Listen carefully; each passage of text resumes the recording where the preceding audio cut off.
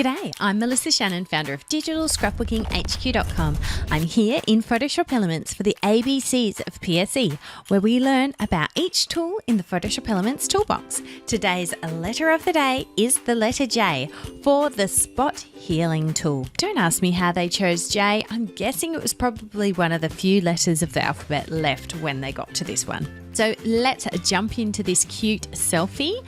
It's a bit overblown. It's definitely very white looking in the background there. And let's look at this Spot Healing Brush tool. Now we have two options for the tool. We have the Spot Healing Brush tool and the Healing Brush tool. They are slightly different.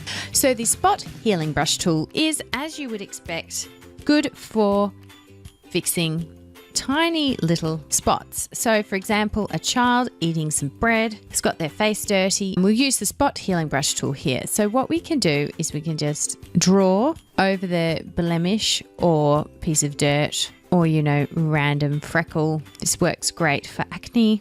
And you can just quickly dot over something that you want to remove. So it's great for faces. So there are a few different options. You can use proximity match, which means they'll use the area around to heal that spot. Create texture will use all of the information from the selection or where you brush. Content Aware uses the Adobe Sensei engine to work out what to replace each section with. So your brush is fairly self-explanatory. That's just the brush that you're using with. You'll get best results if your brush size is very similar to the item that you want to replace. You can use this slider to change the size of the brush, and you can sample all layers. If you're, for example, you want to retouch your photo and say I want to do all of the editing on a new layer, I can insert a new layer and then I can use the sample all layers to do all of my spot healing on this new layer. So then I can always check, whether it looks, better or worse with the spots healed.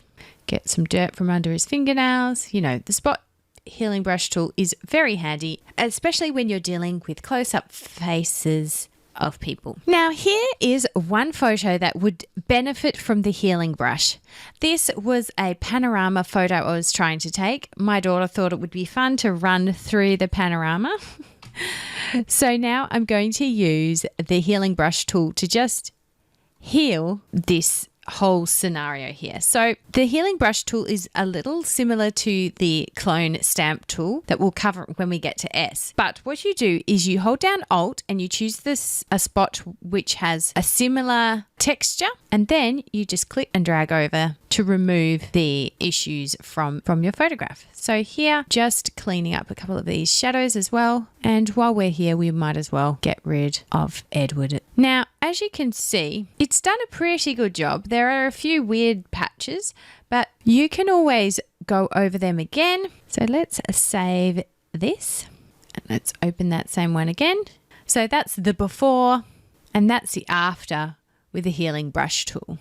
So let's have a look at a couple of other options we have with the healing brush. We've got the similar brush size settings. So if we choose the align option, every time we click, we will just copy from that same spot in the image. Whereas if we don't have aligned on, it's possible to have repetition. The healing brush tool isn't exactly like the clone stamp tool though. It has a little bit more smarts behind it. So aligned isn't probably a setting that I would use often, but you can always try it if you're getting some funky repetition in your photograph. You can also use a pattern as a sample. So for example, if you, again, I'm going to change this so that it's a large list. We'll see if they have grass here. Oh yes, they do have grass. So you can actually use, instead of a sample, you can actually paint on a texture. So you can use Photoshop Elements default grass to paint over your image. Now that's probably good for small amounts, but as you can see, if I try to do this, you can see the seams of the pattern there quite easily. And let's revert that again. Revert is just kind of like Mega Undo. So it puts your photo back to the original state when it was last saved. And then the clone overlay, which shows you the options of your cloning. So if you go here, you can see that I can see what's being painted on here. As I move my brush, I can turn that off, or you can use the inverted overlay. You can auto hide it. If we use show overlay, it will actually show us the entire photo that we're cloning from as we move our mouse cursor around. And then if we do clipped and show overlay, we're just seeing the part of the image that we're going to be cloning or healing with. And then auto hide just means that as you move your brush, it will hide the preview. And then there's one final option, which is one that I love to use. It's sample all layers. I really like using sample all layers when I'm doing some healing, because I can just use it to allow me to do some healing on a separate layer, so I'm not actually permanently alter your original photo. So there we go. We've done all of the healing on another layer. Thanks so much for watching. I hope you've enjoyed learning about the Spot Healing Brush tool and the Healing Brush tool.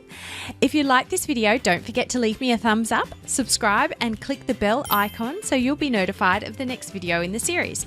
To make sure you don't miss a thing, subscribe to my email list at the link below and you'll receive my free printable shortcut cards.